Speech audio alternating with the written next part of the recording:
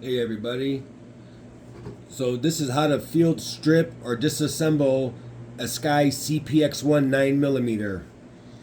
Always make sure the gun is unloaded. You slide the slide back and lock it. Then you take a round out of your magazine. And you pull this little pin out right here. Release the slide lock. And it slides right off. Now you can clean the frame or take the spring out here with the barrel and clean it and put it back on. Now that put it back on, you slide the slide back and lock it.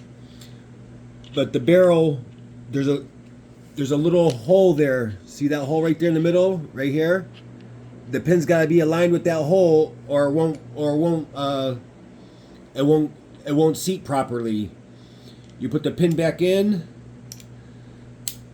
and that's it. Pull it back, release the slide, and you're all done. Thanks for watching, guys.